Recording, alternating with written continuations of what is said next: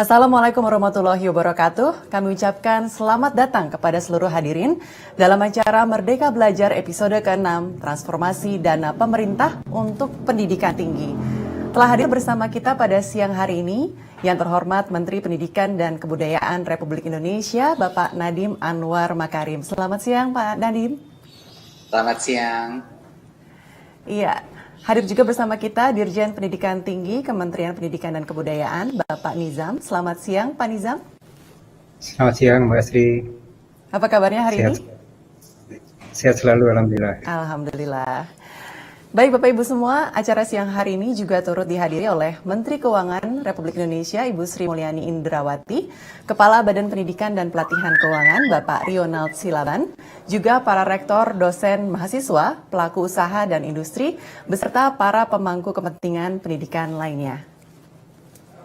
Baik, Merdeka Belajar episode ke-6 ini bertujuan untuk menyiapkan pendidikan tinggi agar bergerak lebih cepat, sehingga Indonesia dapat bersaing di tingkat dunia, serta membangun sinergi antara perguruan tinggi dan dunia kerja untuk menciptakan sumber daya manusia yang unggul. Nah, untuk memulai acara pada siang hari ini, kami mengundang Menteri Pendidikan dan Kebudayaan untuk memberikan laporan. Kepada yang terhormat, Bapak Menteri Nadiem Anwar Makarim, kami persilakan.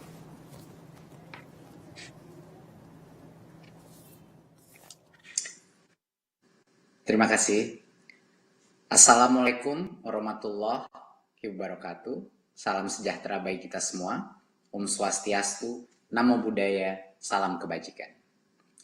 Yang saya hormati Presiden Republik Indonesia, Bapak Joko Widodo, Bapak Menteri Sekretaris Negara, Ibu Menteri Keuangan, Bapak Menteri Riset dan Teknologi, para pimpinan perguruan tinggi dan dosen, serta yang saya cintai dan banggakan, para mahasiswa, dan seluruh hadirin peluncuran Merdeka Belajar episode 6. Puji dan syukur kita panjatkan kehadirat Allah Subhanahu wa Ta'ala, karena atas rahmatnya kita bisa bertemu hari ini dalam keadaan yang sehat.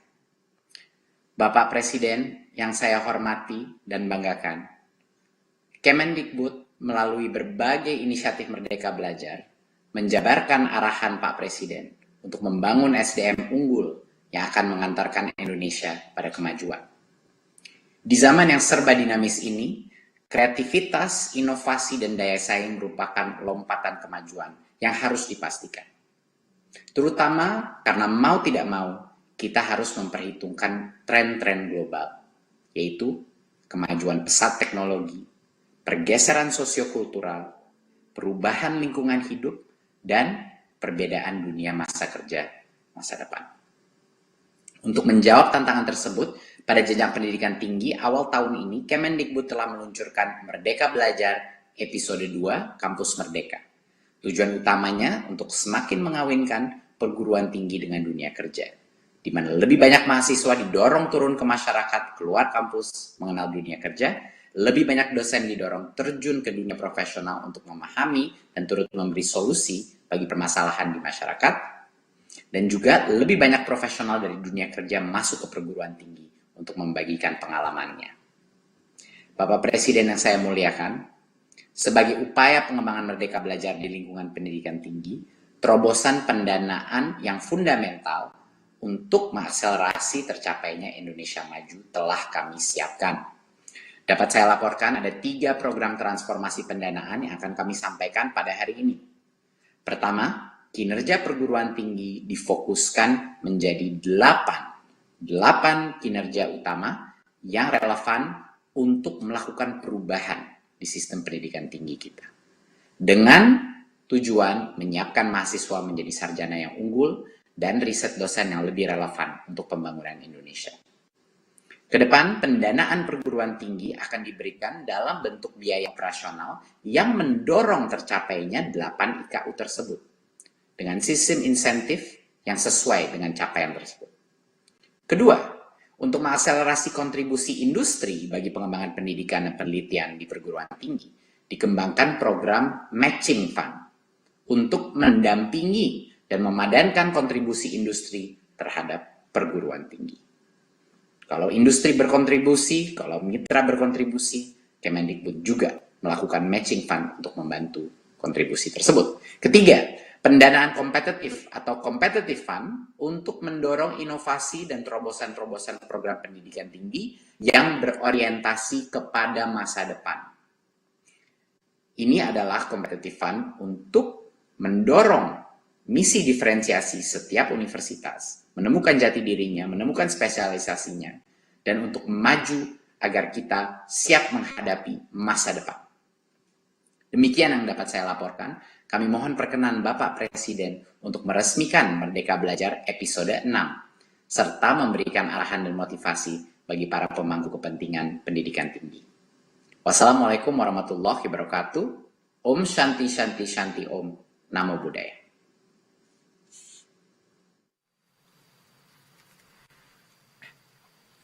Bismillahirrahmanirrahim. Assalamualaikum warahmatullahi wabarakatuh. Salam sejahtera bagi kita semua. Om Swastiastu. Namo Buddhaya, salam kebajikan.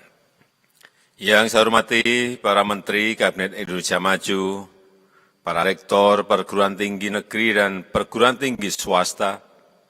Yang saya hormati perwakilan BUMN dan industri, serta para dosen dan mahasiswa, undangan dan hadirin yang berbahagia. Tekad kuat untuk mewujudkan Indonesia maju tidak boleh surut. Meskipun saat ini kita sedang dilanda pandemi COVID-19, upaya mencetak SDM unggul tidak boleh berhenti.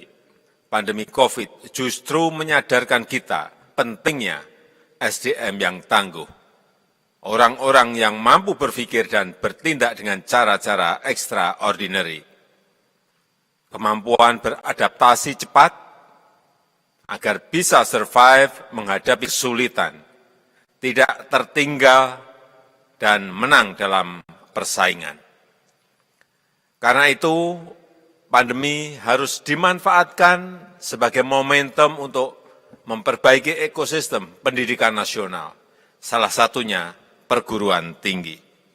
Perguruan tinggi perlu merelaksasi kurikulum dari yang kaku menjadi fleksibel, membuka diri terhadap paradigma baru, terhadap cara-cara yang lebih responsif, dari mono menjadi multi, dari mono menjadi inter, bahkan transdisipliner.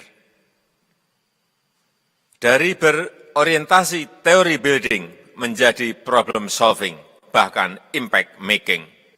Kita harus siap menjalani standar normalitas baru. Dosen yang baik adalah dosen yang memfasilitasi mahasiswanya belajar kepada siapa saja, melalui media apa saja, dan dilakukan kapan saja.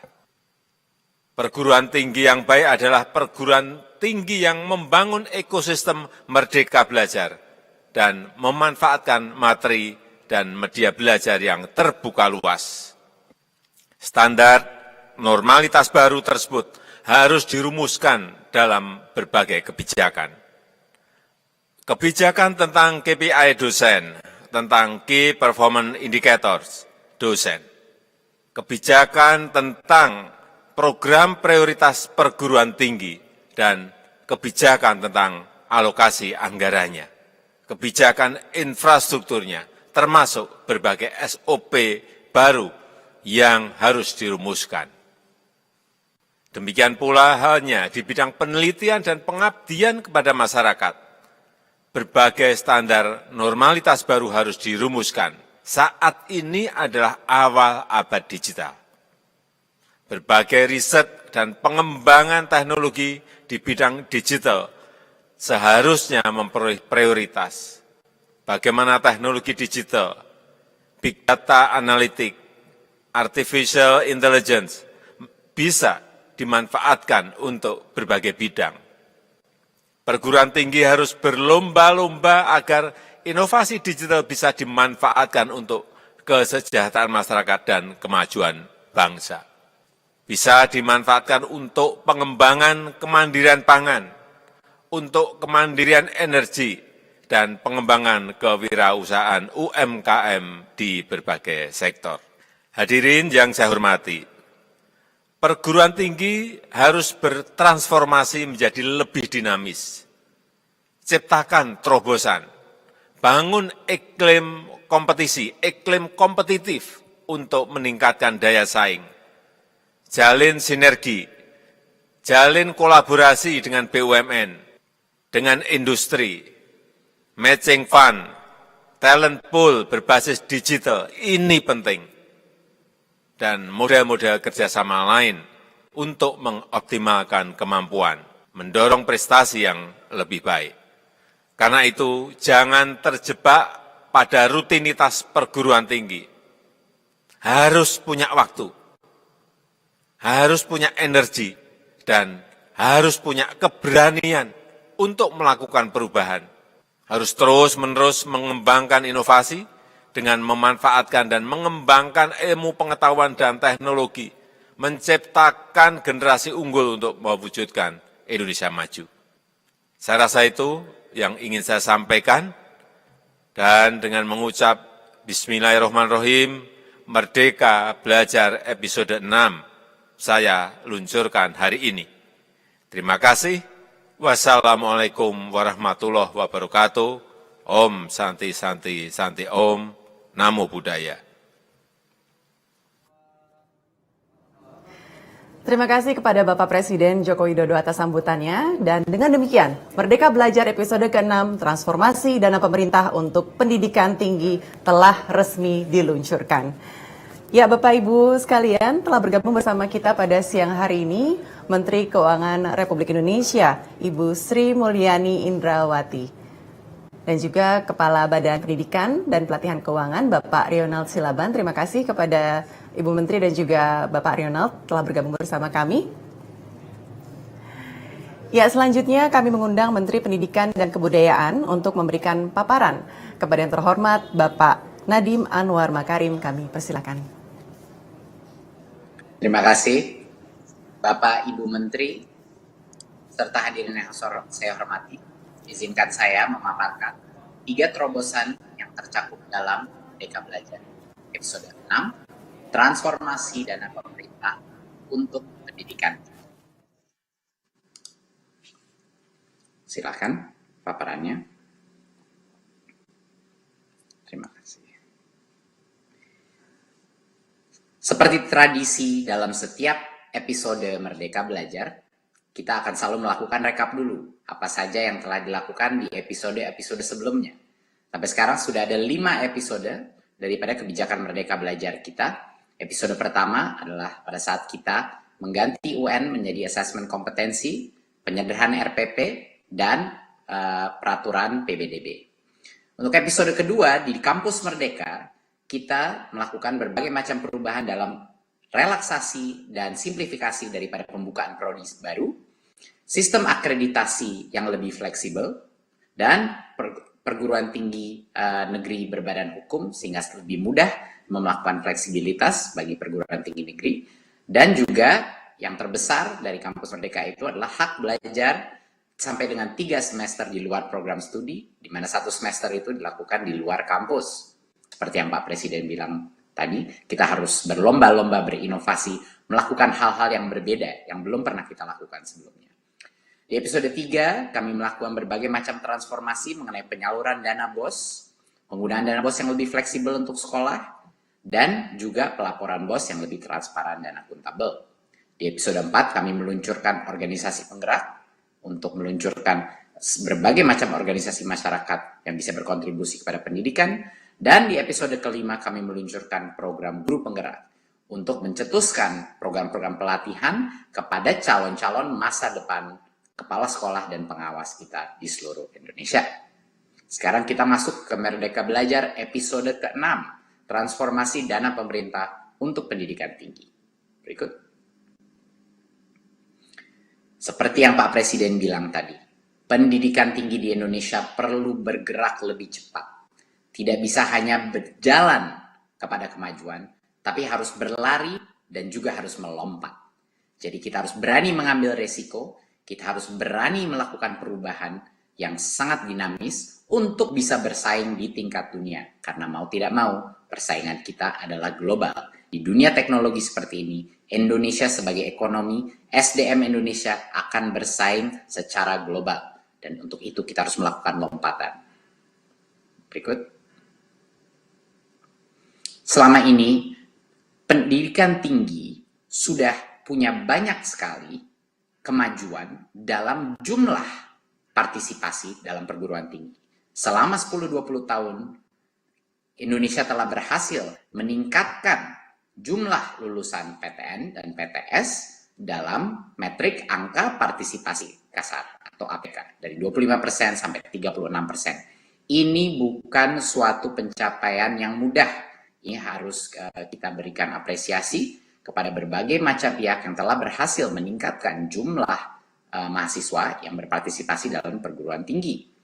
Tetapi sekarang saatnya kita fokus kepada kualitas, bukan hanya kuantitas. Pada saat ini harus diakui bahwa dari sisi peningkatan mutu, dari sisi relatif dengan negara-negara lain, kita harus bisa menciptakan lulusan yang lebih baik lagi. Berikut. Dari sisi pendanaan pun, pendidikan tinggi di Indonesia, jumlah pendanaan per mahasiswa itu masih relatif rendah dibandingkan dengan negara-negara lain. Ya, pada saat ini, Kemendikbud beraspirasi untuk meningkatkan anggaran, tetapi kita harus melakukannya dalam konteks kinerja untuk mencapai hasil-hasil mutu yang kita inginkan. Berikut.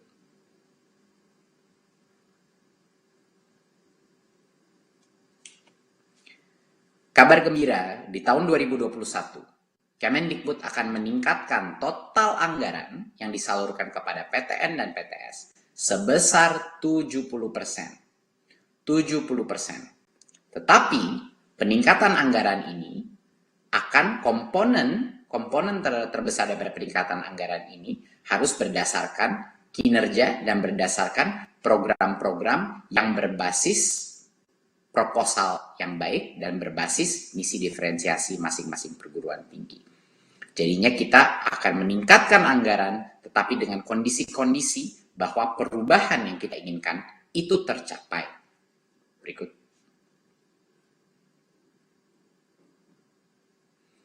Ada 3 tujuan utama kita dalam melakukan peningkatan pendanaan ini. Yang pertama adalah lulusan yang bisa produktif, mendapatkan pekerjaan dalam waktu yang singkat, dan juga punya penghasilan yang layak. Kita ingin tujuan kedua adalah agar dosen-dosen lebih mengerti kompetensi-kompetensi yang relevan bagi lulusan-lulusan kita, dan kebutuhan real di sektor-sektor di luar akademia juga.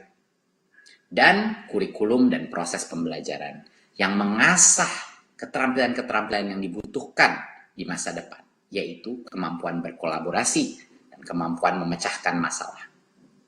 Berikut.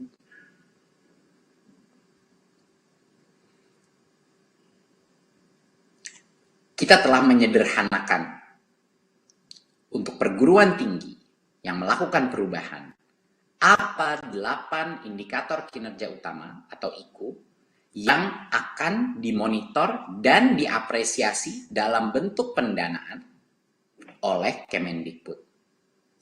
Sebelumnya, banyak sekali berbagai macam indikator. Kita menantang perguruan tinggi untuk mencapai begitu banyak indikator. Begitu banyak arah yang kadang-kadang bisa membingungkan dan kadang-kadang bisa juga membuat banyak sekali administrasi perguruan tinggi menimbulkan administrasi yang sangat besar juga. Jadi kami menyederhanakan dengan 8 IKU saja. Inilah yang kita maksudkan dengan indikator kinerja utama yang akan menghasilkan perubahan terbesar seperti yang dibilang Pak Presiden. Yang pertama kami ukur dari sisi kualitas lulusan adalah apakah lulusannya mendapat pekerjaan yang layak. Jadi ini bukan hanya penyerapan di dunia pekerjaan, tapi juga gaji mereka. Tentunya ini adalah output metrik yang sangat penting. Kedua, berapa jumlah mahasiswa di perguruan tinggi itu yang mendapat pengalaman di luar kampus, mengerjakan project-based learning, magang, mengajar, riset, proyek sosial, atau berwirausaha di luar lingkungan kampus, kita akan mengukur dan itu menjadi bagian dari IKU. Yang ketiga, berapa jumlah dosen yang punya pengalaman dan kegiatan di luar kampus, pengalaman di industri, pengalaman di kampus lain, bagaimana pengalaman mereka dalam mencari perspektif baru, mencari pengalaman baru, dan experiential learning yang baru. Keempat, berapa jumlah praktisi yang diundang untuk mengajar di dalam kampus tersebut? Berapa jumlah praktisi dari berbagai macam sektor yang diundang untuk mengajar berbagai macam mata kuliah? Inilah yang kita maksudkan dengan link and match. Ujung-ujungnya adalah manusia. Bagaimana universitas itu terbuka dengan berbagai macam jenis dosen yang datang untuk mengajar walaupun mereka masih di industri atau di pekerjaan di sektor-sektor lainnya. Yang kelima, riset daripada dosen. Berapa jumlah riset yang dilakukan dosen-dosen di dalam universitas tersebut yang menghasilkan suatu manfaat nyata, baik dari sisi inovasi produk, baik dari sisi kebijakan, dan lain-lain. Riset terapan seperti apa yang ada? Dan untuk riset yang akademis, publikasi apa di tingkat internasional dan rekognisi apa yang didapatkan. Yang keenam adalah berapa program studi yang bekerja sama dengan mitra kelas dunia. Mitra itu apa? Mitra bisa dari industri kelas dunia. Mitra bisa universitas kelas dunia. Mitra bisa NGO atau multilateral organisasi kelas dunia. Semakin banyak prodi yang bermitra dengan berbagai macam sektor, semakin besar pernikahan massal yang akan terjadi dan semakin bermanfaat untuk mahasiswa kita. 7, IKU 7. Ini adalah IKU yang spesial. IKU yang melihat di dalam ruang kelas di perguruan tinggi kita. Apa yang terjadi? Kami akan mengukur berapa jumlah mata kuliah yang penilaiannya berbasis project base, berbasis bekerja sama untuk menciptakan suatu portfolio, menciptakan suatu proyek, menciptakan suatu hasil. Di mana bukan saja kita inginkan di dalam kelas-kelas kita, bukan saja datang menerima suatu kuliah, lalu dites di akhir semesternya.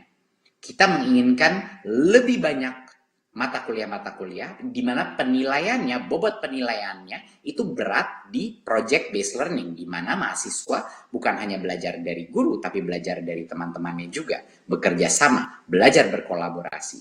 Dan juga penilaian-penilaian yang berbasis case method atau berbasis partisipasi murid-murid di dalam kelas itu, agar ada interaksi, perdebatan, dan itu menjadi bagian dari penilaian. Jadinya kita ingin melakukan transformasi di dalam ruang kelas di perguruan tinggi menjadi lebih project based dan case study method. Karena ini yang mengasah kemampuan berpikir kritis dan ini yang mengasah skill-skill yang penting untuk masa depan. Dan yang terakhir adalah program studi, berapa program studi yang punya standar internasional. Terlihat dari berapa yang memiliki akreditasi tingkat internasional. Bagi para rektor, bagi para dosen, jika harus memikirkan apa yang sebenarnya diinginkan di benak Kemendikbud hari ini, apa perubahan yang diinginkan pemerintah pusat, 8 IKU ini dengan secara jelas akan menjelaskan arah perubahan tersebut. Apa yang kita inginkan, apa langkah-langkah yang harus dikerjakan. Pelajari 8 IKU ini, dan itu akan menjadi pedoman perubahan bagi setiap perguruan tinggi, dan akan ada apresiasi dalam bentuk pendanaan terhadap pencapaian IKU ini. Terima kasih, berikut. Jadi, apa saja bentuk pendanaan tersebut, apresiasi tersebut? Ada 3. Satu adalah insentif untuk mencapai IKU tersebut, ya, mencapai suatu perubahan signifikan daripada IKU tadi yang 8. Kedua, akan ada matching fund, yaitu pendanaan yang akan mematch, akan menjadi matching daripada yang diberikan oleh pihak ketiga, misalnya industri atau badan riset yang ingin memberikan pendanaan kepada universitas akan di match juga oleh pemerintah pusat. Dan yang ketiga adalah competitive fund, di mana ini ada program kompetisi kampus merdeka, untuk benar-benar merealisir jati diri universitas tersebut untuk melakukan lompatan atau breakthrough inovasi, dan ini akan proposal based dan kompetitif. Jadi ada 3. Berikut. Sekarang kita bicara yang pertama, insentif pencapaian IKU, ini khusus untuk PTN karena hubungannya dengan BOPTN. Berikut. Untuk pertama kalinya, tambahan pendanaan PTN akan dihitung berdasarkan 8 IKU tersebut. Sebelumnya, kami melakukan formula untuk alokasi dasar dan tentunya juga ada dana afirmasi. Sekarang, bukan hanya ada alokasi dasar dan dana afirmasi, tapi ditambahkan juga dengan komponen insentif berdasarkan pencapaian 8 IKU yang saya sebut sebelumnya. Berikut. PTN yang berhasil meningkatkan IKU untuk mencapai target akan diberikan tambahan dana di tahun 2021. Dan ini akan setiap tahun ada evaluasi terhadap pencapaian tersebut. Alokasi dasar untuk PTN akan meningkat sebesar 800 miliar dan ada bonus di atas itu 500 miliar untuk PTN yang berhasil meningkatkan capaian IKU terbanyak dan mencapai target. Nanti ada target-targetnya, di detailnya, gold standard disebut di sini, yang ditetapkan oleh Kemendikbud. Dan penggunaan bonus bergantung kepada bentuk hukum PTN. Tapi setidaknya sudah pasti dapat digunakan untuk bonus kinerja SDM.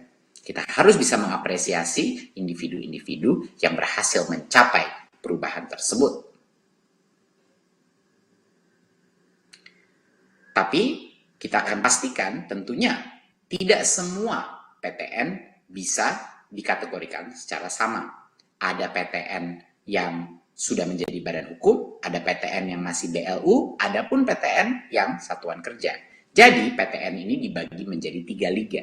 Karena dari sisi administrasi, dari sisi regulasi, setiap badan hukum yang berbeda ini punya ketentuannya sendiri. Jadi kita akan ada 3 liga, di mana ranking tersebut ditetapkan di dalam setiap liga menggunakan sistem point yang mengukur kenaikan capaian. Jadinya bukan baseline-nya yang akan kita lihat, kita akan melihat deltanya, perubahan pencapaiannya itu sampai berapa yang bisa dicapai dalam tahun itu. Berikut. Untuk yang kedua, sekarang kita masuk kepada matching fund, ya, untuk kerjasama dengan mitra. Berikut. Kami ada video pendek untuk menjelaskan apa itu matching fund. Silakan.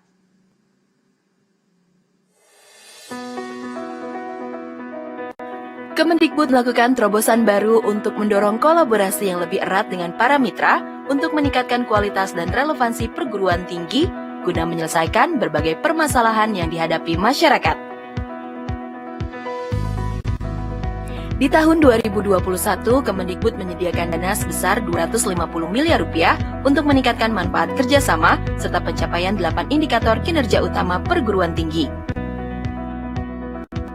Dukungan dana yang diberikan oleh mitra akan disamakan dengan jumlah yang diberikan oleh Kemendikbud dengan perbandingan 1:1 atau one-on-one matching. Bagaimana cara mencari mitra? Kemendikbud telah menyediakan platform Kedai Reka untuk mitra dan perguruan tinggi di mana calon mitra dan perguruan tinggi secara bebas dapat mencari dan memilih mitra yang paling tepat. Calon mitra dapat mengajukan proposal permasalahan yang perlu dipecahkan, perguruan tinggi dapat mengajukan solusi yang akan dikaji. Bagaimana cara mendapatkan matching fund? Mitra dan perguruan tinggi dapat mengajukan proposal secara bersama-sama untuk mendapatkan matching fund dari Kemendikbud.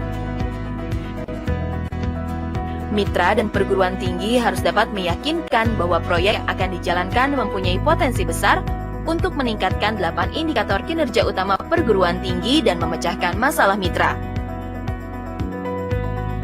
Kemendikbud akan memberikan matching fund dengan sistem first come first serve.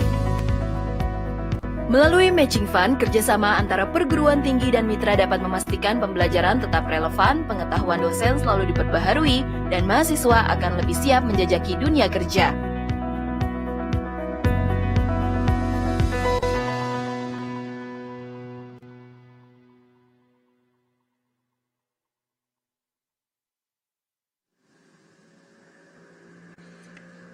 Jadi apa saja contoh-contoh kemitraan yang bisa menerima matching fund. Saya berikan beberapa contoh. Kalau ada universitas yang membangun infrastruktur atau inovasi dalam telekomunikasi 5G, ya, dan dia melakukan suatu kemitraan dengan misalnya suatu telco operator atau BUMN dan lain-lain, itu bisa menjadi suatu matching fund. Atau mungkin ada universitas yang melakukan inovasi di biodiesel atau biogas, yang merupakan inovasi untuk mempertahankan kemandirian energi untuk Indonesia. Itu juga bisa menjadi salah satu strategis. Ataupun penelitian terkait pengolahan limbah sawit untuk pakan ternak yang diterapkan suatu yayasan sosial untuk memperdayakan bisnis ternak di daerah dan bermitra dengan salah satu universitas di bidang agrikultur. Ini adalah semua contoh-contoh kemitraan di mana dana yang diberikan oleh mitra akan di-match oleh pemerintah pusat.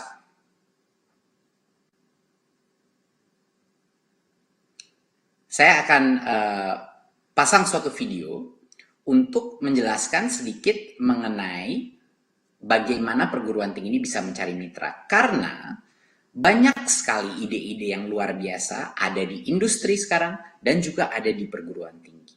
Dan sulit sekali kadang-kadang karena komunikasi atau tidak ada network, tidak ada hubungan antara individu-individu yang merekayasa, yang menciptakan proyek-proyek ini, tidak bisa bertemu. Mereka tidak punya informasi, kita tidak ada transparansi. Jadi Kemendikbud menciptakan suatu platform namanya Kedai Reka untuk menjadi suatu marketplace, di mana marketplace informasi, di mana para masalah-masalah yang ada di industri itu bisa di-match dengan solusi-solusi yang ada di perguruan tinggi dan sebaliknya juga. Jadi ini adalah menjadi suatu platform teknologi di mana kita akan membantu perkenalan, membantu matching, sehingga ini akan mengakselerasi perkawinan massal yang bisa terjadi antara industri dan perguruan tinggi di Indonesia. Silakan. Kementerian Pendidikan dan Kebudayaan mendukung kesetaraan akses kepada informasi kerjasama. Platform Kedai Reka hadir untuk meningkatkan jumlah kerjasama yang terjadi di antara insan dikti dan industri. Setelah pendaftaran sukses, insan dikti dapat mencari kesempatan kolaborasi atau peluang cipta dari industri dengan mengajukan ide solutif atau kreasi reka. Untuk mencari peluang cipta dari industri, klik cari peluang cipta dan temukan ratusan peluang cipta dari berbagai bidang dan tipe industri. Insan dikti juga dapat membuka peluang kolaborasi dengan cara klik publikasikan kreasi reka dan terima tawaran kolaborasi dari pihak industri. Pihak industri turut memiliki alur kesempatan kolaborasi yang sama di Kedai Reka seperti insan dikti.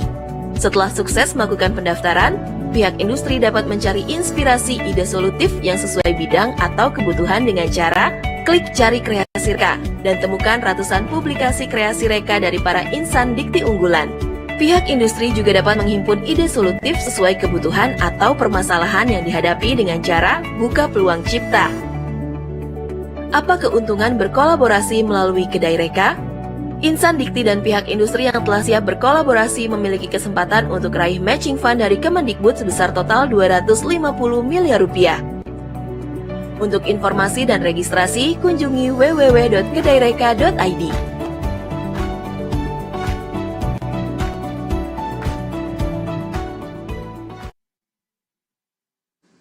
Ya, jadi platform Kedai Reka tadi itu adalah sangat penting terutama untuk universitas-universitas yang mungkin belum membangun network di dalam dunia industri. Ini adalah untuk memberikan kesempatan yang fair, yang adil bagi semua pemimpin-pemimpin, inisiator dan penggerak-penggerak proyek di perguruan tinggi bisa menemukan jodohnya di pihak industri. Jadi itu adalah platform Kedai Reka kita. Nah, setelah menemukan mitra tersebut, perguruan tinggi dapat mengajukan proposal matching fund. Jadi mitra itu dengan perguruan tinggi. Dan bagi topik yang umum, kalau lolos akan diberikan pendanaan 1:1. Jadi kalau diberikan misalnya 100 juta dari pihak mitra, akan diberikan juga 100 juta. Tetapi untuk topik-topik yang spesial, topik yang isu sosial dan prioritas nasional, itu bisa sampai dengan 1:3. Ya, bisa sampai dengan 1:3. Jadi kalau misalnya ada 100 dari pihak industri yang memberikan, bisa sampai dengan 200 yang diberikan atau 300 yang diberikan dari sisi Kemdikbud. Jadinya ini benar-benar kesempatan emas bagi industri untuk meluncurkan berbagai macam kerjasama, riset, inovasi, dan lain-lain. Dan tipe pendanaan yang dapat diterima itu bisa dalam uang tunai atau dalam in-kind, atau nilai kontribusi itu harus diukur dengan cara yang akurat. Dan ini terbuka untuk perguruan tinggi negeri dan perguruan tinggi swasta.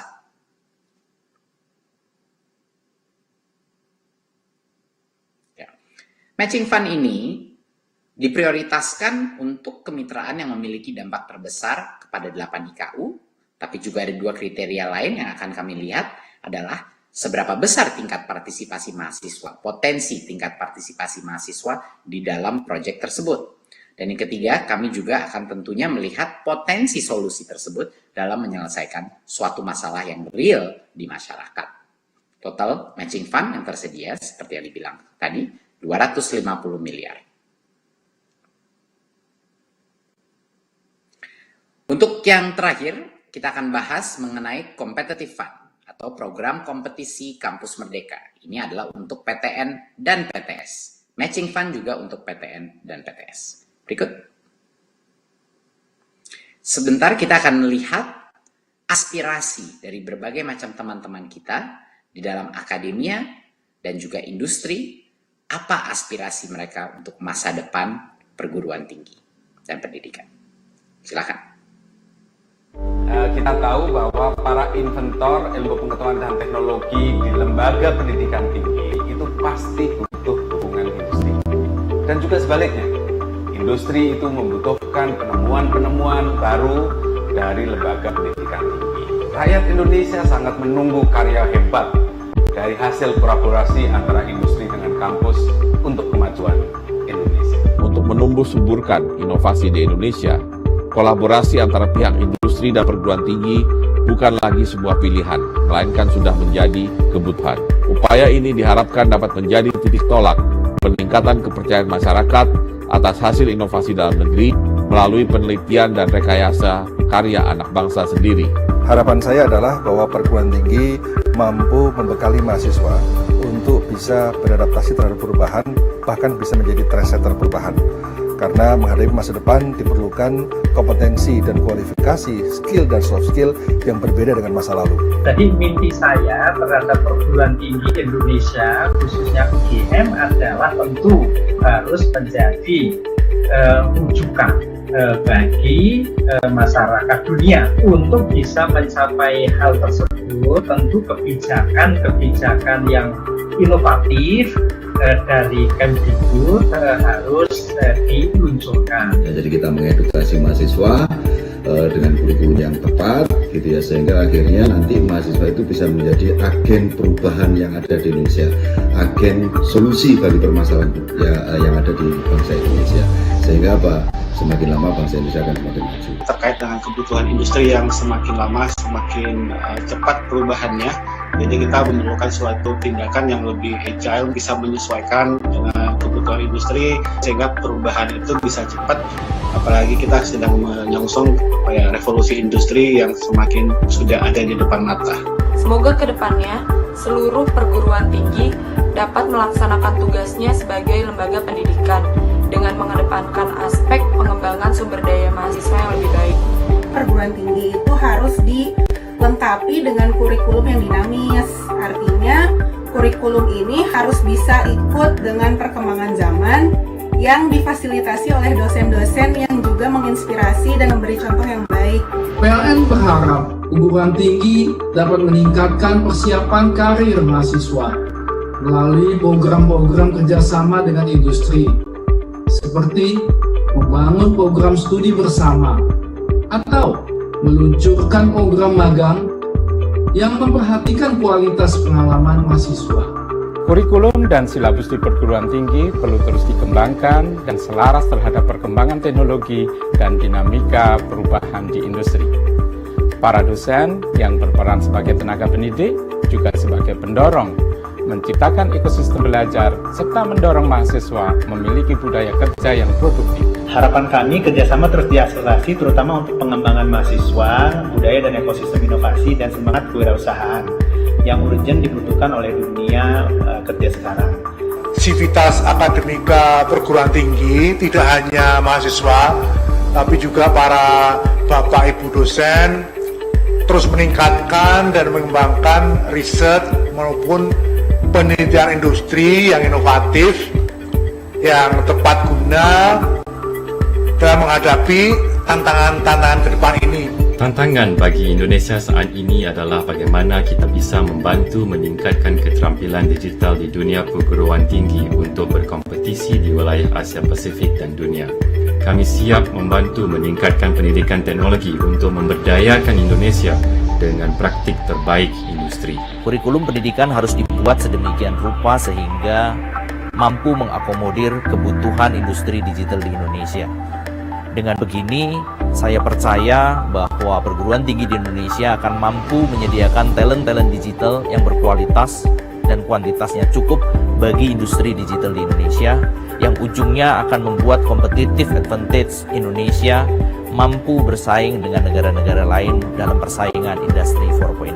Perguruan tinggi Indonesia dapat menciptakan berbagai inovasi yang kreatif dalam pengembangan kurikulum, peningkatan digital mindset, pembelajaran antara dosen dan mahasiswa yang praktikal dan aplikatif dalam dunia kerja, serta kolaborasi aktif dengan para pelaku industri. Tentunya, hal tersebut bertujuan untuk melahirkan generasi muda yang berdaya saing tinggi dan sukses mewujudkan sumber daya unggul untuk Indonesia maju.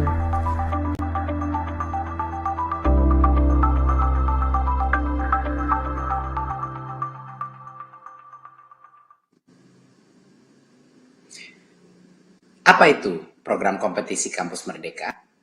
Competitive Fund sebesar 500 miliar bertujuan untuk mewujudkan aspirasi masing-masing perguruan tinggi. Kita dalam esensi Merdeka Belajar, Kampus Merdeka, tidak ada yang namanya merdeka tanpa aspirasi daripada perguruan tinggi, aspirasi daripada prodi-prodinya, aspirasi daripada dosen-dosennya. Kalau itu tidak bisa terrealisir untuk kemajuan, itu namanya bukan kampus yang merdeka. Jadi ini adalah kesempatan emas bagi semua kepala-kepala prodi, semua dosen-dosen, dan semua rektor-rektor untuk benar-benar menanyakan dirinya, apa aspirasi yang saya inginkan untuk perguruan tinggi saya. Tidak ada yang namanya perguruan tinggi akan hebat di semua bidang. Setiap pemimpin di perguruan tinggi, setiap kepala prodi harus memilih apa yang akan dia depankan. Apa kemajuan atau breakthrough yang akan menjadi spesialisasinya dia. Apa yang akan menjadi legacy daripada kepala prodi tersebut, dekan tersebut, atau rektor tersebut. Dan inilah yang dimaksudkannya dengan competitive fund ini. Bahwa proposal-proposal ini akan masuk dan akan bisa mewujudkan spesialisasi, misi diferensiasi daripada prodi tersebut atau perguruan tinggi tersebut. Dan tentunya untuk mendorong, balik lagi kepada 8 IKU. Karena 8 IKU itu, kalau misinya apapun, mereka adalah agnostik daripada misinya. 8 IKU itu harus tercapai, walaupun aspirasinya apapun, 8 IKU tersebut adalah 8 IKU perubahan mutu yang harus dijaga. Jadi ini adalah tujuan utamanya. Seperti apa sih contoh-contoh program-program yang akan punya probabilitas sangat tinggi untuk memenangkan competitive fund ini? Ada satu contoh, program magang 1 semester di perusahaan top dunia dengan pembimbing profesional, misalnya di bidang yang lain. Kedua, contoh-contoh inovasi penurunan emisi karbon di perkotaan yang merupakan suatu hasil penelitian perguruan tinggi, mungkin dengan bermitra dengan perusahaan teknologi di renewable energy, atau bekerja sama dengan berbagai macam research institute luar negeri ataupun multilateral organisasi. Kolaborasi contoh ketiga, suatu prodi kesehatan, fakultas kesehatan yang berkolaborasi dengan universitas top dunia yang berspesifik dengan research global di kesehatan dan melibatkan mahasiswa S2 dan S3-nya. Berikut. Contoh lain, program sosial kemanusiaan. 1 semester yang berkolaborasi dengan organisasi sosial top dunia. Salah satu multilateral organisasi mungkin dunia yang melancarkan ini. Dan tentunya ada program studi yang membangun suatu prodi baru teknologi dengan salah satu perusahaan teknologi top dunia, perusahaan software misalnya top dunia.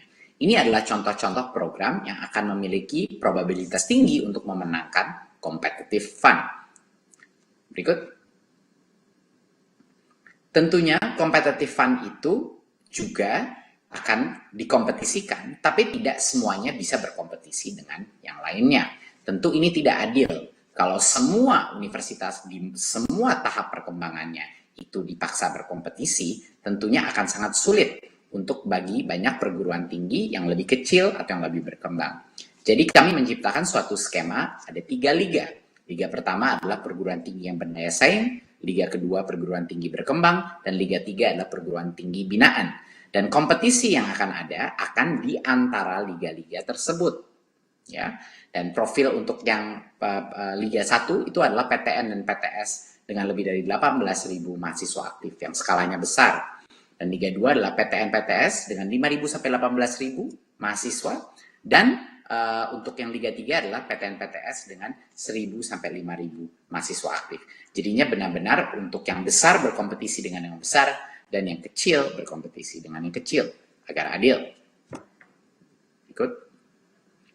Evaluasi ini dilakukan secara bertahap dengan berbagai macam individu dengan beragam latar belakang. Dari fase pengusulan proposal yang akan dibimbing, lalu evaluasi administratif terhadap eligibilitas pengusul, ya, lalu kita masuk dalam tahap evaluasi dokumen proposal yang akan dilakukan dengan dikti dan mitra-mitra dikti, dan juga verifikasi kelayakan dilakukan dengan contohnya site visit. Ini proses yang cukup time intensif, tapi karena jumlahnya besar, pendanaannya besar, dan kita ingin memastikan bahwa kualitas yang terbaik, ini akan menjadi suatu program yang sangat kompetitif dan sangat selektif. Berikut. Apa saja kriteria untuk memenangkan competitive fund? Tentunya kriteria terbesar kembali lagi kepada 8 IKU. Apa potensi proyek ini, potensi proposal ini dalam meningkatkan 8 IKU perguruan tinggi itu atau prodi tersebut? Itu yang 50% daripada bobot itu adalah kepada yang mana? Kepada pencapaian 8 IKU tersebut.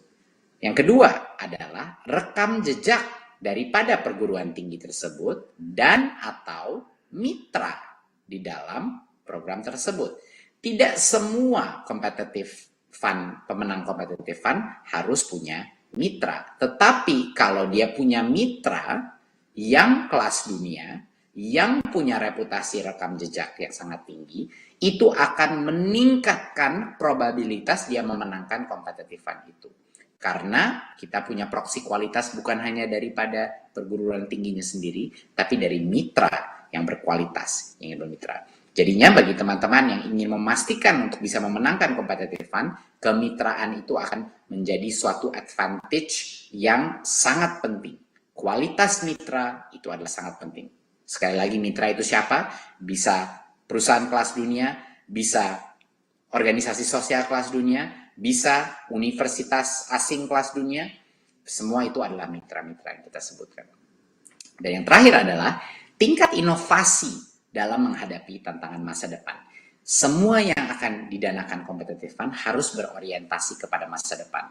Kalau kita berbicara di agrikultur, harus dengan inovasi, teknologi agritech misalnya, yang bisa meningkatkan produktivitas agrikultur. Kalau di bidang bisnis digital, harus di bidang yang mengorientasi kepada AI, software engineering, cloud computing, dan lain. Kalau misalnya di bidang kesehatan, harus melakukan suatu breakthrough atau inovasi di pelaksanaan public health atau dalam teknologi dan bioteknologi inovasi. Jadi semuanya itu harus orientasinya masa depan.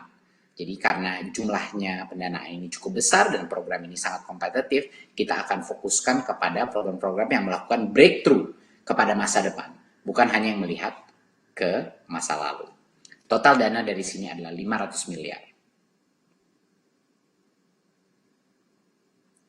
Ya, proposal akan berjalan dari sekarang sampai dengan tanggal 4 Februari, itu adalah deadline untuk menerima proposal. Lalu ada waktu cukup panjang untuk penilaian proposal dan pengumuman dan implementasi dilakukan di bulan April 2021.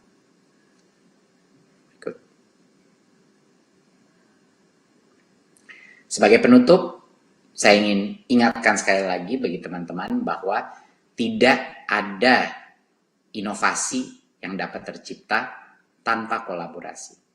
Kolaborasi dan dengan azas gotong royong adalah satu-satunya cara kita bisa meningkatkan kualitas pendidikan tinggi kita dan meningkatkan kualitas lulusan-lulusan kita. Masa depan bangsa kita ada di tangan bapak-bapak dan ibu-ibu. Marilah kita mengambil tindakan. Marilah kita mencari keberanian untuk melakukan lompatan dan berkolaborasi dengan ekosistem di luar akademia untuk mencapai kualitas SDM kelas dunia. Terima kasih. Wassalamualaikum warahmatullahi wabarakatuh. Terima kasih Menteri Pendidikan dan Kebudayaan Republik Indonesia, Bapak Nadiem Anwar Makarim yang sudah memberikan paparan secara komprehensif mengenai program Merdeka Belajar episode ke-6 ini. Baik, selanjutnya kita akan berdiskusi langsung dengan perwakilan rektor, dosen, pelaku industri, dan juga mahasiswa. Untuk itu saya ingin mengundang Bapak Profesor Nizam selaku Direktur Jenderal Pendidikan Tinggi yang akan memoderasi diskusi pada siang hari ini. Kemudian saya juga ingin mengundang Bapak Muhammad Asari selaku Rektor Institut Teknologi 10 November. Saya juga ingin mengundang Ibu Reini Wirahadikusuma selaku Rektor Institut Teknologi Bandung, Bapak Khairul Anwar selaku dosen Universitas Telkom, Bapak Salman Subakat selaku CEO PT Paragon Technology and Innovation, serta Henry Timothy selaku mahasiswa Universitas Airlangga. Saya persilakan kepada Bapak Nizam untuk memoderasi sesi diskusi pada siang hari ini. Silakan Pak. Baik, terima kasih Asri. Baru saja kita mendengarkan arahan dari Pak Presiden dan juga dari Mas Menteri tentang program baru untuk mengakselerasi kampus Merdeka dan membangun breakthrough untuk menyiapkan sumber daya manusia unggul. Baik, bersama kita telah hadir para panelis, ini Prof. Asari, Rektor Institut Teknologi Surabaya. Hadir bersama kita juga Prof. Reini Wirahadikusuma, Rektor ITB, yang bersama kita juga hadir Dr. Khairul Anwar, ini dosen dari Universitas Telkom, paten bidang 4G dan 5G, dan juga Mas Salman Subakat, CEO Paragon, produsen Wardah yang merupakan produk kosmetik yang saat ini betul-betul melejit di tanah air menyaingi para pemain global. Dan juga bersama kita Mas Henry dari FK UNER, ini relawan, mahasiswa relawan Rekon, mitigasi COVID-19 yang saat ini masih aktif untuk membantu mengakselerasi mitigasi pandemi.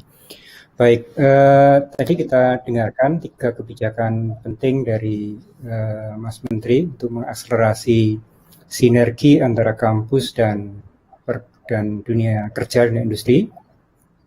Mungkin saya mulai dengan Bu Rektor ini, Prof. Reini. Dari paparan tadi kira-kira bagaimana pendapat Bu Reini dari 8 indikator kinerja utama tadi itu diharapkan bisa melakukan transformasi di perguruan tinggi dan meningkatkan kualitas perguruan tinggi kita untuk bisa semakin terakselerasi dan menjadi bagian dari perguruan tinggi unggul di dunia. Silakan, Prof. Reini. Baik, terima kasih Prof. Nizam dan Bapak Ibu sekalian atas kesempatannya. Tentu saja kami sangat menyambut sangat baik ya terhadap upaya Kementerian Pendidikan dan Kebudayaan. Kami mewakili teman-teman di Institut Teknologi Bandung tentunya selalu sangat senang kalau mendapat tantangan. Jadi ini adalah tantangan dari Pak Menteri dan seluruh jajarannya terhadap ITB dan kami akan menjawabnya. Itu secara umum. Tapi yang ingin kami bahas sedikit lebih mendetil adalah tadi memang terkesan kampus Merdeka Belajar ini lebih condong kepada isu pembelajaran ya Pak ya, sementara ITB perguruan tinggi ini kan tridharma ya, yang mana pengabdian masyarakat dan penelitian ini juga sangat-sangat penting. Bukan berarti yang 8 itu tidak menjawab, tetapi kita tetap harus fokus kepada yang penelitian dan pengabdian masyarakat tersebut ya. Memang upayanya ada di Kementerian Ristek, tentunya ini adalah sesuatu yang sinergi dari kedua kementerian yang sangat signifikan bagi perguruan tinggi di Indonesia. Jadi kami tentunya untuk mencapai indikator-indikator itu akan melakukan upaya maksimal, tetapi juga yang tidak kalah pentingnya adalah membangun sistem dan subsistem yang mendukung gitu. Jadi agar pencapaian indikator-indikator tersebut bersifat sustain gitu ya. Jadi bukan sekedar kita mencapai per tahunnya, tapi mungkin kita bisa bahkan melampauinya dan seterusnya. Jadi budaya membangun sistem dan subsistem baik di internal perguruan tinggi maupun supporting system yang ada di kementerian. Ini perlu kita berdayakan bersama. Nah, jadi ajakan atau dorongan dari kementerian untuk memberikan fleksibilitas kepada perguruan tinggi tentunya sangat-sangat relevan kepada sejalan dengan upaya ITB. Jadi dengan fleksibilitas tadi Pak Menteri sudah menyampaikan bahwa kita semua memiliki karakter, memiliki keunggulan masing-masing. Jadi dengan demikian semua merasa included ya, semua PTN merasa turut berperan karena kita semua saling mengisi dengan kekuatan masing-masing. Dengan demikian setiap PTN akan memiliki sense of belonging terhadap kemajuan pendidikan tinggi nasional yang tentunya akan mendorong kinerja yang lebih positif lagi, kolaborasi, full engagement, dan tentunya ujung-ujungnya ketika kondisi ini tercipta, maka inovasi nasional ini akan berlari begitu Pak. Jadi betul ada PR kami di internal, tapi terima kasih kepada kementerian, sebagian dilaksanakan oleh Kementerian Pak Nizam dan Pak Makarim, dan juga tentunya ini harus sinergi dengan yang ada di Prof. Bambang Brojo di Kemenristek. Demikian Pak kira-kira yang bisa kami sampaikan. Nah, tantangannya adalah kita harus mengidentifikasi value proposition ataupun apa yang bisa ditawarkan yang tepat, yang betul-betul dibutuhkan oleh industri ya. Tadi sudah dibantu dengan kedai reka ya salah satunya.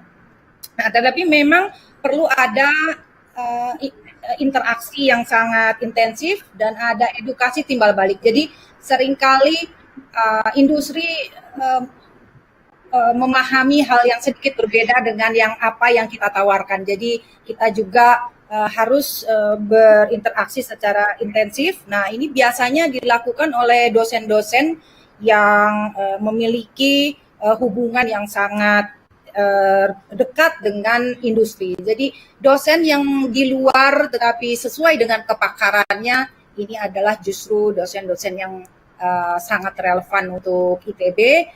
Tapi kami ingin menghimbau barangkali dapat didukung peraturan-peraturan, karena kami ini kan PNS sebagian besar ya Pak.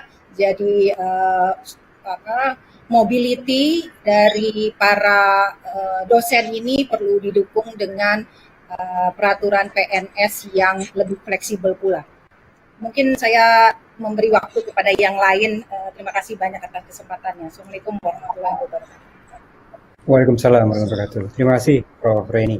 Selanjutnya Pak Rektor ITS ini tadi Prof. Reni menyampaikan bagaimana engagement dengan industri ini masih sering terkendala karena bahasa yang berbeda antara kampus dan dunia industri. Barangkali Pak Rektor yang berpengalaman menghilirkan gesit ya sepeda motor listrik kita sebagai produk dalam negeri yang berbasis pada riset di perguruan tinggi. Nah tentu di dalamnya juga terlibat tidak hanya dosen tapi juga mahasiswa. Nah ini bagaimana matching fund tadi yang digagas dan diluncurkan oleh Mas Menteri tadi bisa mengakselerasi sinergi perguruan tinggi dengan industri. Nah, silakan Pak Rektor. Terima kasih Prof. Nizam yang saya hormati dan Bapak Ibu semuanya. Alhamdulillah.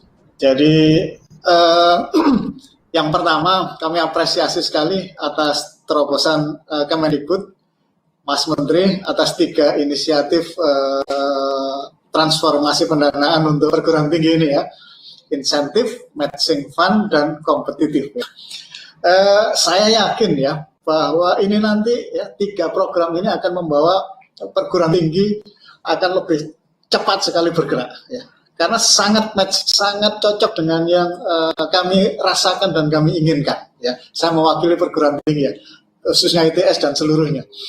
Yang pertama dari Pak Prof. Nizam tadi, matching fund ini metode atau skema yang betul-betul kami tunggu. Ya. Terima kasih atas inisiatifnya. Jadi pengalaman kami ya untuk hilirisasi pada saat itu, nah tadi ada Pak Nur Yuniarto, tokoh yang inisiator kendaraan listrik di ITS untuk Indonesia. Ya.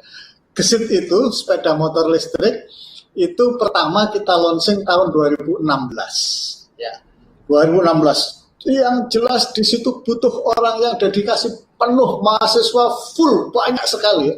Karena dimulai dari scratch awal kemudian sampai ke perancangan di komputer sampai satu persatu komponen itu bukan hal yang mudah, sangat sulit dan butuh mahal sekali. Nah, kesulitan dunia perguruan tinggi kalau berjalan sendirian ya impossible, tidak mungkin bisa Pak. Sehingga sebagai contohnya 3 triple helix ini harus berjalan. Ya. Jadi pada saat itu 2016 Pak Nur Yuniarto dan kawan-kawan kita launching keluar Gesit sepeda motor listrik masih belum begitu banyak di Indonesia ya, dan itu yang menjadi pertama. Dan apa yang terjadi yang menimbulkan kesulitan adalah ya untuk bisa hilirisasi kita harus membuat prototipe yang komersial. Kalau sepeda motor ya sepeda motor sungguhan ya. Kita membuat part by part spion ya dan seterusnya itu bukan hal yang mudah ya. Nah, dan bukan hal yang murah dan bukan hal yang kalau tidak orang passionnya di sana dengan sepenuh hati tidak jalan ya. Sehingga kesulitan dunia perguruan tinggi adalah satu pada saat prototyping komersial. Yang kedua, kesulitannya juga adalah semua prototipe ini yang akan masuk komersial itu harus sertifikasi kan supaya memenuhi standar. Nah, sertifikasi itu ada banyak sekali kendala. Kami juga mengembangkan untuk sistem kapal, optimasi peletakan kontainer.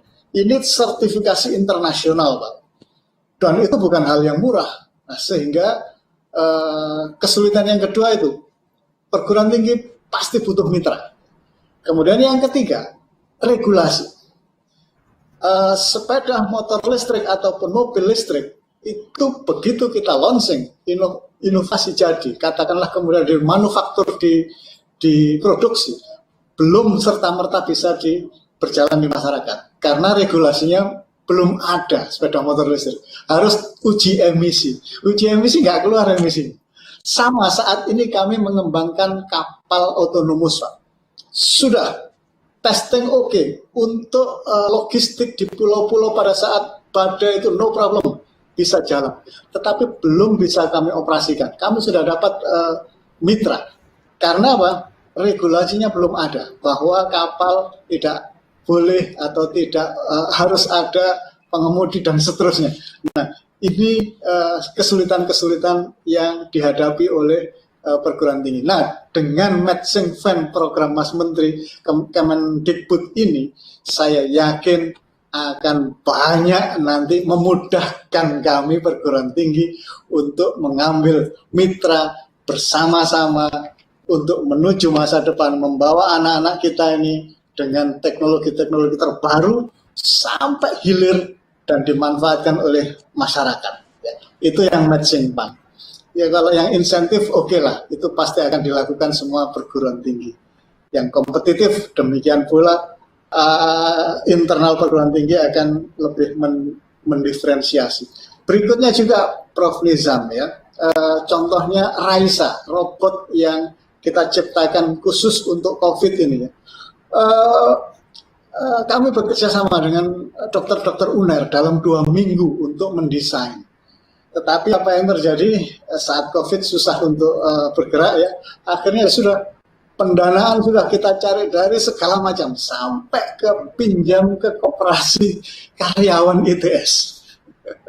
Ya, itu sebagai contoh bagaimana perguruan tinggi sangat-sangat membutuhkan dunia usaha untuk sama-sama menyelesaikan problem di masyarakat, sama-sama untuk menguasai teknologi, ya, sama-sama untuk kita membangun anak-anak kita ini dengan langsung terjun, merasakan, menguasai teknologi, dan itu nanti akan bermanfaat sekali, high impact di masyarakat.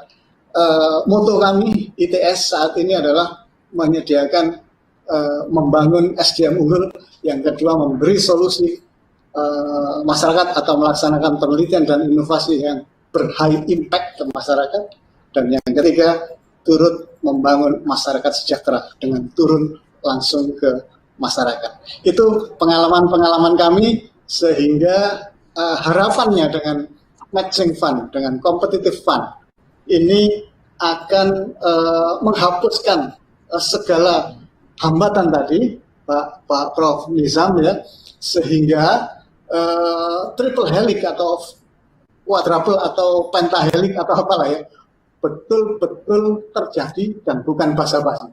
Artinya kalau kita punya produk masa depan, pemerintah menyiapkan regulasinya, dunia usaha menyiapkan nanti manufaktur massalnya, dan perguruan tinggi menyiapkan segala sesuatu risetnya sampai itu siap, sehingga 3 jadi keluar di masyarakat langsung bisa diaplikasikan. Kami kira itu, dan terima kasih sekali lagi atas inisiatif ini. Terima kasih Pak Rektor. Mudah-mudahan semangat ini bisa terus kita gulirkan dan dorong untuk teknologi merah putih. Nah, ini ada teman dari industri ini, Mas Salman.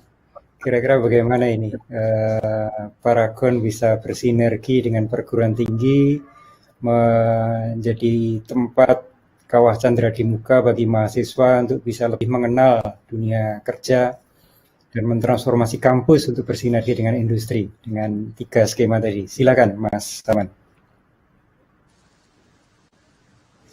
Masih di mute ya? Mas Salman, audionya masih di mute.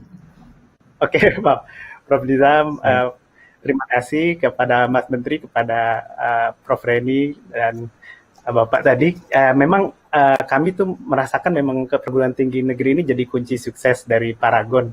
Jadi kita bikin suatu koneksi yang selama bertahun-tahun dan akhirnya terasa sekarang. Jadi kami berterima kasih kepada dunia pendidikan, terutama para dosen dan mahasiswa yang berkomitmen gitu untuk selalu membangun industri nasional. Jadi sering sekali pas saya tanya, kok percaya untuk bergabung di Paragon nih, talent hebat banget, katanya, wah saya disuruh sama dosen saya untuk bangun industri nasional. Itu memberikan semangat yang priceless lah buat kita. Nah, matching fund ini juga adalah ide yang brilian dari awal Kampus Merdeka itu. Kami sudah memprediksi bakal ada gebrakan besar gitu, ada istilah perkawinan massal, ada inovasi-inovasi yang sangat berani, tapi terus terang ini beyond ekspektasi gitu ya. Jadi bagi kami yang sudah sering aktif di dunia pendidikan itu Dan berinovasi bersama tuh kalau ada matching fund tuh berarti harus 2 kali lebih semangat kalau dalam inovasi dan bisnis untuk kegiatan sosial seperti pelatihan dosen atau pelatihan guru nih berarti harus 3 atau 4 kali lebih semangat gitu sesuai dengan matching fund. Cuman maksud saya matching fundnya sih menurut saya sih nomor 2 ya. Yang penting adalah set up suatu kultur inovasi yang empatik gitu ya. Karena inovasi yang dibutuhkan kan inovasi yang menyentuh masyarakat gitu ya. Jadi sembari ini juga saya sudah WA dengan para dosen, beberapa teman gitu ya. Ayo nih ada gebrakan. Jadi kalau ada saya teman dosen langsung gimana kita bisa gerak cepat gitu. Dan menurut saya ini konsep yang sangat kuat ya karena crowdsourcing seperti kitabisa.com juga sudah proven. Jadi sembari berdonasi kita juga ikut bergerak nih, ada mahasiswa yang luar biasa juga nih dari kedokteran. Jadi kami akan mengembangkan community manajemen kami lebih baik lagi agar tadi ya cita-cita luhurnya itu tercapai. Lalu ya sebagai perusahaan nasional kami ada 300-400 talent dari perguruan tinggi. Terima kasih pada bapak-bapak yang sudah mencetak gitu ya talent-talent terbaik yang membuat Paragon sampai di level ini, bahkan bisa dibilang punya lab R&D kosmetik mungkin terbesar se-Asia Tenggara. Itu benar-benar anak-anak muda lulusan dari perguruan-perguruan tinggi di Indonesia. Saya juga mendorong penggunaan media sosial, hubungan yang casual gitu. Saya juga terbayang ya rektor-rektor zaman sekarang nih. Jadi kayak kita kalau nggak COVID nih ngobrolnya di Selasar gitu ya lewat Zoom gitu, sangat casual. Ini juga menumbuhkan budaya inovasi yang cepat gitu ya, karena inovasi yang cepat itu lahir dari komunikasi yang informal, egaliter, inklusif, terbuka, yang sudah lama kita rasakan bahwa itu tuh sangat bisa meningkatkan kualitas, dampak, dan keterlibatan dalam inovasi. Jadi sekali lagi terima kasih Prof atas program yang luar biasa, siap dukung dari awal gitu ya. Kalau bisa berlaku surut mungkin bercanda, karena kami juga terlibat dalam fundraising di ITB gitu ya. Sebagai founder juga seorang wali amanat, jadi saya lihat apresiasi yang diberikan oleh perguruan tinggi sebetulnya kepada perusahaan selama kita sabar, mendekat gitu ya, saling percaya itu sangat luar biasa sekali. Terima kasih sekali lagi Prof. Terima kasih Dan Mas Awan. Terima kasih Mas Salman atas dukungannya, dan mudah-mudahan ini bisa bergulir lebih mengakselerasi kerja sinergi dari industri dengan kampus. Jadi Mas Salman menyampaikan kuncinya ada di dosen, kemitraan dengan rekan-rekan dosen. Nah ini ada bersama kita Dr. Hairil Anwar ini, pemegang banyak paten di teknologi 4G, 5G. Nah, ini sebagai dosen yang tentu banyak melakukan riset dan membimbing mahasiswa ya, saya pernah ke laboratoriumnya, belasan mahasiswa berkolaborasi mengembangkan antena, mengembangkan pemancar dan sebagainya. Yeah. Jadi kira-kira bagaimana dengan kebijakan ini, peluncuran kebijakan ini bisa mengembangkan dan memperkuat ekosistem inovasi dan ekosistem sinergi antara kampus dan dunia kerja, serta bagaimana mahasiswa bisa masuk di dalam program-program ini. Silakan. Ya. Baik, terima kasih banyak Prof. Nizam, dan izin kepada Prof. Ashari dan Prof. Reini untuk menyampaikan beberapa pendapat mewakili dosen-dosen di Indonesia, mudah-mudahan bisa, dan mewakili juga dosen-dosen di perguruan tinggi negeri maupun swasta. Prof. Nizam dan Bapak dan Ibu dan rekan-rekan semua yang ada di YouTube ya. Saya merasa senang sekali dengan peluncuran 3 transformasi dana pemerintah untuk pendidikan tinggi hari ini.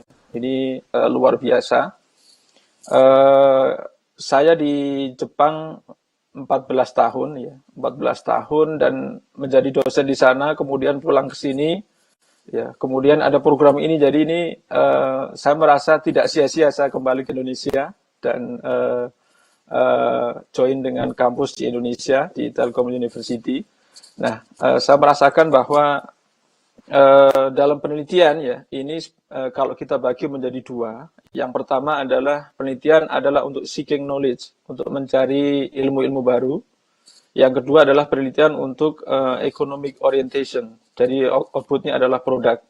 Nah, biasanya kalau negara maju seperti Jepang, Amerika maupun negara-negara lain di Eropa itu kebanyakan memang untuk seeking knowledge. Tapi kalau negara berkembang itu seperti di negara kita tidak masalah untuk orientasi kepada produk yang ujungnya nanti ekonomi.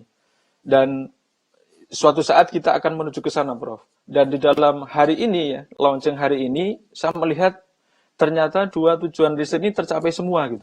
Jadi ini adalah program yang luar biasa. Saya kira dosen, kampus, seluruh Indonesia ini akan menyambut baik program ini ya. Yang pertama tadi 8 IKU, kemudian matching fund, kemudian competitive fund. Jadi ini luar biasa. Ya. Nah, kalau saya rasakan ya ini, saya tadi ketika mendengar Pak Mas Menteri menyampaikan presentasi gitu ya, wah langsung saya pengen menyampaikan ini kepada para dosen-dosen, mari kita submit proposal, mari kita makin semangat karena dengan ini saya yakin kita akan makin maju ya. Karena yang dulu ya, sewaktu saya masih di Jepang, hampir setiap pekan, setiap bulan itu ada industri yang datang kepada lab gitu. Kepada lab kami di Jepang, minta solusi atas problem-problem mereka ya. Yang paling sering itu adalah JSAT, Japan Satellite, sama Hitachi misalnya, sama Fujitsu. Nah, ketika saya kembali ke Indonesia, itu sampai 4 tahun di sini belum ada Prof yang datang ke lab saya gitu. Dan nanti dengan adanya kedai Reka ini saya yakin akan makin banyak nih Prof. Kan nanti lab kami itu ada di situ dan saya yakin industri akan berdatangan. Dan sewaktu saya masih di Jepang juga saya sering datang ke industri. Ya, datang ke industri presentasi tentang riset terkini dan saya sangat bahagia dengan kedai Reka hari ini. Saya bisa langsung mengurangi ya. Nanti kalau setelah COVID bisa juga mungkin kita berkunjung lagi ke industri yang ada di Indonesia. Tapi dengan ada kedai Reka kita input dulu ya, output dari riset kita. Nanti industri akan langsung menemukan ya apa kira-kira produk kita gitu. Jadi saya yakin dengan adanya program hari ini ya, yang diluncurkan oleh Pak Presiden sama Pak Menteri hari ini, ya, ini luar biasa yang akan melahirkan hilirisasi ya. Kemudian di yang bagian nomor 3 itu ada competitive fund. Ini teknologi masa depan. Jadi saya melihat wah ini luar biasa nih. Jadi ketika dulu saya kembali ke Indonesia itu ada yang bilang, oh Pak nanti kalau Bapak nggak bisa melakukan riset-riset fundamental, ada yang bilang seperti itu. Tapi dengan adanya seperti ini, competitive fund, oh kita bisa hidup kembali nih Prof. Jadi kita bisa riset yang misalkan nanti 6G tahun 2030, yang intinya adalah artificial intelligence sama quantum communication misalnya. Kita bisa mulai riset dari sekarang nih Prof, dengan competitive fund. Nah ini saya yakin nanti mahasiswa, ya mahasiswa di sini juga ada Mas Henry dari mewakili mahasiswa, ini akan mendapat 2 hal setidaknya. Yang pertama adalah mereka mendapatkan practical problem dari industri. Nanti kan industri datang ke sini kan, ya, mereka dapat practical problem. Terus yang kedua, ya, mahasiswa juga mendapatkan orientasi produk-produk masa depan, teknologi masa depan, knowledge masa depan gitu, dengan adanya program 3 transformasi dana pemerintah untuk pendidikan tinggi. Jadi kita sebagai dosen menyambut baik dan saya yakin mahasiswa dan seluruh sivitas akademika perguruan tinggi akan menyambut baik program ini dan mari kita sukseskan bersama-sama Prof. Nizam dan Bapak dan Ibu semua, Prof. Ashari, Prof. Reini, Mas Salman dan kepada Mas Hendy. Mudah-mudahan kita mendapatkan keberkahan dengan acara hari ini dan peluncuran program ini. Demikian Prof dari kami. Amin ya rabbal alamin.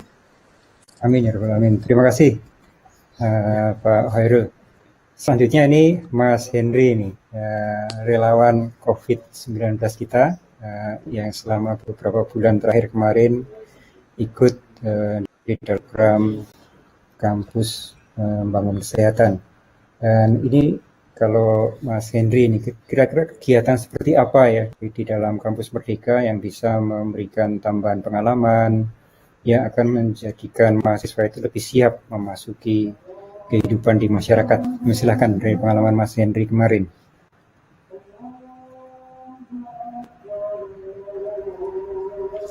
Masih di mute Mas Henry. Maaf ya, Mas. Prof sudah terdengar ya. Terima kasih atas kesempatannya Prof. Nizam.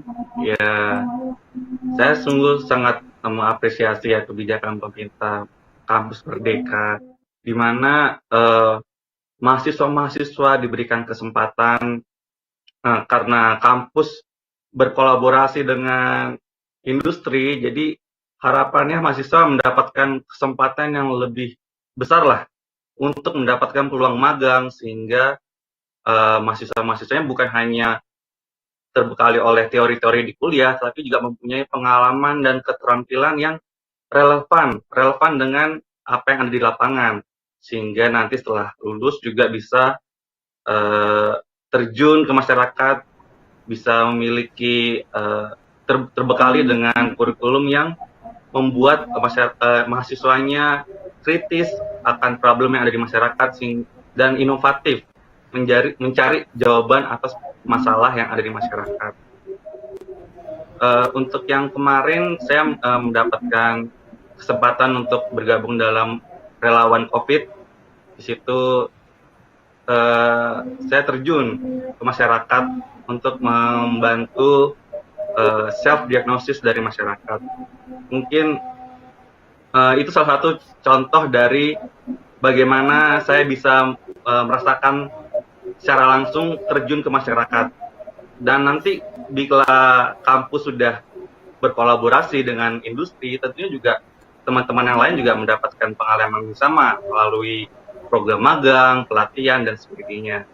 Jadi harapannya terciptalah mahasiswa-mahasiswa yang unggul, yang siap berkompetisi di masyarakat. Mungkin begitu saja, Prof. Terima kasih, Mas Henry. Pak Rektor, Bu Rektor, dan teman-teman sekalian, ini saya sudah diingatkan oleh panitia waktu kita ternyata sangat pendek.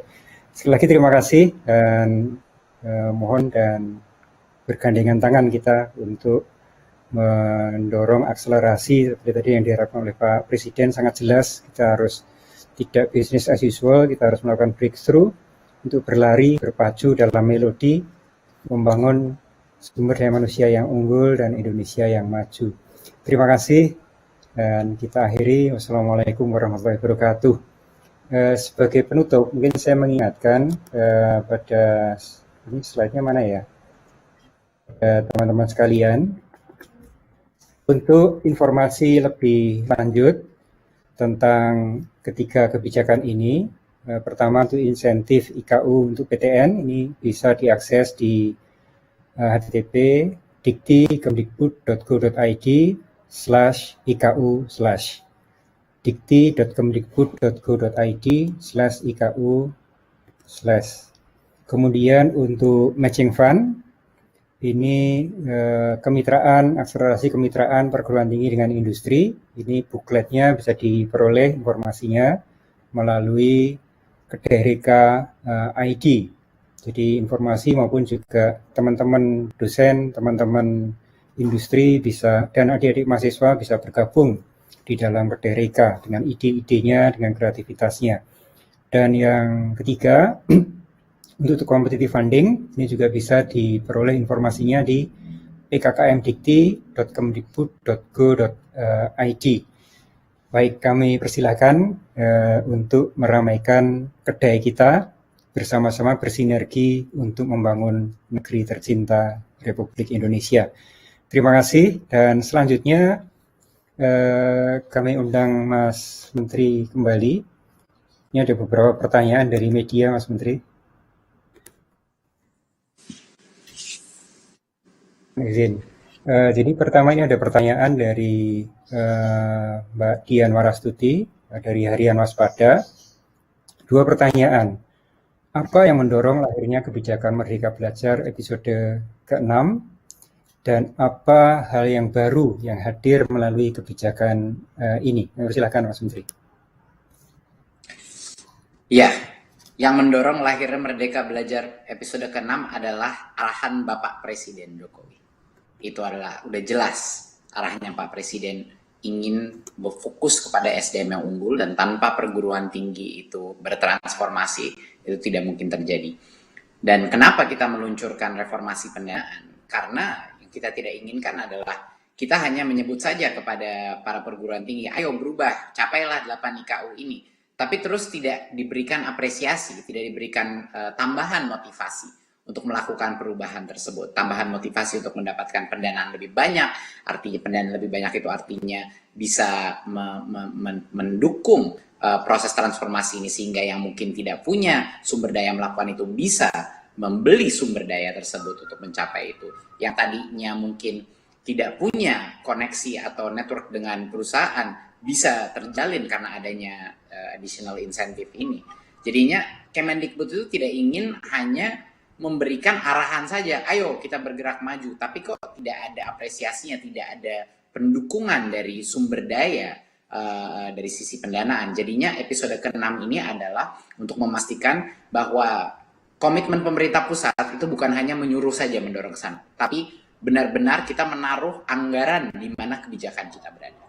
Itu kira-kira esensinya. Dan apa yang berubah, hampir semuanya berubah. Apa yang tidak baru mengenai perubahan ini, semuanya IKU-nya baru, lebih sederhana, jelas, nggak usah ratusan metrik yang dikejar. Sekarang hanya ada 8 IKU perubahan yang benar-benar fundamental, sebagian input, sebagian output untuk melakukan perubahan. Jadi itu mempermudah pemikiran para rektor, dekan, kepala prodi kepada kemana nih arahnya kita untuk mencapai ini. Dan yang kedua yang baru adalah sebelumnya tidak ada matching fund yang begitu fleksibel seperti ini, tidak ada competitive fund yang benar-benar berorientasi kepada kemerdekaan si perguruan tinggi. Dia tuh misinya mau apa? Ini semua hal-hal yang baru sebenarnya. Ujung-ujungnya adalah kampus yang merdeka dan berkualitas. Terima kasih Mas Menteri. Selanjutnya ini ada pertanyaan dari Mbak Mediana dari Kompas. Barangkali nanti saya jawab ya. Tidak semua kampus biasa melakukan riset. Dengan adanya Merdeka Belajar episode ke-6 ini, bagaimana nasib kampus non-riset tersebut? Kemudian pertanyaan kedua, apakah ada upaya penataan kampus berkaitan dengan penetapan Merdeka Belajar episode ke-6 ini? Nah, mungkin saya memberikan jawaban ini. Yang pertama, dari kebijakan IKU, ini kebijakan itu sebenarnya sangat fleksibel. Dari 8 kebijakan itu fokusnya adalah pada output mahasiswa, bagaimana lulusan itu siap untuk bekerja dengan penghasilan yang cukup, kemudian juga bagaimana mereka mengikuti program-program kampus merdeka sehingga mereka lebih siap ketika terjun di masyarakat, terjun di dunia nyata, dunia kerja, dan perkawinan antara kampus dengan dunia kerja. Ini tidak memandang perguruan tinggi riset atau tidak riset, semua bisa masuk dan address ke 8 IKU tadi. Dan kalau kita masuk pada competitive funding, itu pun juga dikelompok-kelompokkan antara yang besar dengan yang kecil, tidak bertanding berebut kue yang sama. Jadi sesuai dengan kapasitasnya dan sesuai dengan ukuran dari perguruan tingginya. Demikian pula dengan program untuk PTN, terutama insentif untuk capaian IKU itu kita klasifikasikan. Jadi tidak PTN Satker berlomba dengan PTN BH, tidak. Tapi yang kita ukur adalah seberapa peningkatan dari capaian di setiap level perguruan tinggi tadi, sehingga ada level playing field untuk setiap kategori perguruan tinggi. Nah, program yang kita dorong tentunya untuk yang PTN itu adalah mendorong PTN Satker itu menjadi PTN Badan Hukum. Karena dengan menjadi Badan Hukum itu jauh lebih fleksibel di dalam pengelolaan anggaran, di dalam membuat rencana, di dalam mengembangkan SDM-nya, maupun di dalam mengelola resources-nya, sumber daya, aset yang dimiliki oleh perguruan tinggi. Nah, ini yang kita akselerasi. Kemudian juga ada pertanyaan dari Mbak Neneng dari Sindo dan Mbak Fat dari Suara Pembaruan dan dari Berita 1. Ini mirip dengan pertanyaan Mbak Mediana tadi, yaitu standar IKU. Ini bagaimana kampus-kampus besar dengan kampus-kampus yang kecil dan PTS itu apakah bisa mencapai IKU yang sama. Jadi saya sampaikan, jadi IKU ini sebetulnya lebih utamanya pada PTN, tetapi ini sebagai gold standard, sebagai ukuran kinerja, tentu teman-teman PTS sangat bisa menggunakan ini sebagai inspirasi kemana arah perguruan tinggi itu harus menyasar output yang diharapkan, seperti tadi visi dan arahan Pak Presiden tadi. Sehingga baik PTN maupun PTS bisa menyasar IKU ini, tapi untuk kaitannya dengan pendanaan biaya operasional itu untuk PTN, karena PTS itu biaya operasionalnya diselenggarakan oleh PTS sendiri atau oleh yayasannya. Sehingga tidak ada masalah atau tidak ada superioritas antara satu dengan yang lain dalam hal IKU ini. Kemudian juga terakhir ini pertanyaan untuk Mas Menteri dari Mbak Samradi dari Indonesia Emas News. Apa manfaat bagi mahasiswa dengan adanya kebijakan Merdeka Belajar episode ke-6 ini? Silakan Mas Menteri. Terima kasih. Semua manfaatnya adalah untuk mahasiswa. Ujung-ujungnya adalah untuk mahasiswa. Kemerdekaan yang kita berikan dosen, kemerdekaan yang kita berikan universitas, dan dukungan pendanaan ini tentunya semua kriteria yang kita lihat pada saat kita memberikan competitive fund maupun matching fund, semua kriteria itu kita akan melihat keterlibatan mahasiswa. Mau ada riset yang dilakukan, kita akan melihat berapa potensi mahasiswa yang terlatih dalam melakukan project itu dalam matching fund itu. Kalau ada competitive fund, ada pergabungan prodi dengan perusahaan teknologi misalnya, atau perusahaan agro bisnis, atau dengan environment climate change organisasi, itu semuanya kami akan melihat potensi perubahannya terhadap siswanya. Kalau kita lihat 8 IKU yang sudah kita tentukan sebagai ukuran kinerja, terlihat sekali situ mahasiswa akan mendapatkan beberapa hal. Satu, kesempatan untuk mencari ilmu bukan hanya di kolam renang ilmiah, tapi juga di lautan bebas dunia industri dan project base. Kedua, mahasiswa akan dalam melakukan pembelajaran akan jauh lebih sering melakukan project based learning dan melakukan berbagai macam aktivitas yang mengasah skill-skill yang benar-benar akan sangat penting di dunia pekerjaan, yaitu kolaborasi, kreativitas, dan kemampuan berpikir kritis, yang pada saat ini belum semua mata kuliah yang mereka alami ada skill set itu. Jadinya mahasiswa tidak akan kaget pada saat dia keluar daripada universitas dan masuk ke dunia pekerjaan, seperti apa dunia profesional, seperti apa berkolaborasi dengan tim, seperti apa melakukan meeting yang efektif, menghasilkan suatu badan karya, portfolio, dan lain-lain. Itu semuanya akan mereka lakukan, sudah dilatih di masa mereka di perguruan tinggi. Benefitnya untuk mahasiswa yang lain lagi adalah sudah jelas dengan begitu banyaknya industri bekerja sama dengan perguruan tinggi, network dan ekosistem daripada rekrutmen itu pasti meningkat secara otomatis. Semakin banyak partisipasi dari pihak swasta dan berbagai macam, semakin banyak aktivitas yang mengutamakan kewirausahaan dan lain-lain, semakin banyak kesempatan mahasiswa untuk menemukan perusahaan atau pekerjaan yang tepat untuk dia, semakin kesempatan dia untuk bahkan mencari nafkah sendiri tanpa bekerja untuk perusahaan lain, tapi dia bisa mendapatkan skill set untuk bekerja untuk dirinya sendiri, menjadi entrepreneur atau menjadi freelancer. Jadi kuncinya adalah ini semuanya ya untuk mahasiswa, gitu loh. Ini bukan untuk institusi ini adalah untuk mahasiswa, dosen dan dosen, dan tentunya dosen. Dan tanpa dosen yang senang dan tertarik dengan passionnya dia, tanpa dosen yang dimerdekakan untuk bisa mengerjakan berbagai macam project-project yang mengikuti kata hatinya dia, siswanya pun tidak akan bisa juga belajar secara efektif, karena mahasiswa itu akan selalu merasakan motivasi daripada dosen dan apa yang dia ajarkan dan apa yang dia lakukan. Jadi ini semuanya adalah benefitnya untuk mahasiswa. Baik, terima kasih Mas Menteri. Rupanya waktu membatasi kita, jadi saya menutup dari dua sesi ini. Kita melihat bahwa perguruan tinggi siap untuk melakukan transformasi melalui kebijakan-kebijakan yang diluncurkan ini tadi, dan Pak Presiden mengharapkan ada breakthrough dari perguruan tinggi untuk berlari untuk menuju masa depan, future oriented, dan tidak ada kreativitas tanpa kemerdekaan, tidak ada inovasi tanpa kolaborasi. Baik, dengan itu saya tutup sesi ini dan saya kembalikan pada Mbak Asri. Terima kasih. Wassalamualaikum warahmatullahi wabarakatuh. Waalaikumsalam. Terima kasih. Baik, Baik, terima kasih kepada Bapak Menteri dan juga Bapak Dirjen atas penjelasannya.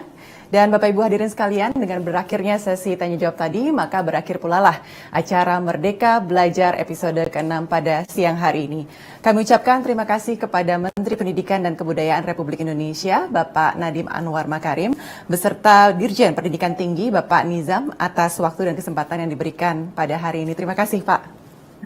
Dan kami persilakan untuk Pak Menteri dan juga Pak Dirjen untuk meninggalkan acara serta melanjutkan agenda selanjutnya. Terima kasih Bapak Menteri. Terima kasih semuanya. Assalamualaikum. Kami juga ingin mengucapkan terima kasih kepada Presiden Republik Indonesia Bapak Joko Widodo, Menteri Sekretaris Negara, Menkeu, Menristek, Perwakilan BUMN, dan juga kami juga ingin mengucapkan terima kasih kepada para rektor, dosen, mahasiswa, pelaku usaha dan industri, rekan-rekan media, dan juga seluruh hadirin yang hadir pada siang hari ini. Semoga Merdeka Belajar episode ke-6 ini dapat menciptakan pendidikan tinggi yang berdaya saing, serta ekosistem pendidikan yang sinergi antara perguruan tinggi dan juga industri, sehingga akan tercipta sumber daya manusia yang unggul untuk Indonesia maju. Akhir kata, saya Astri Megatari pamit undur diri. Assalamualaikum warahmatullahi wabarakatuh.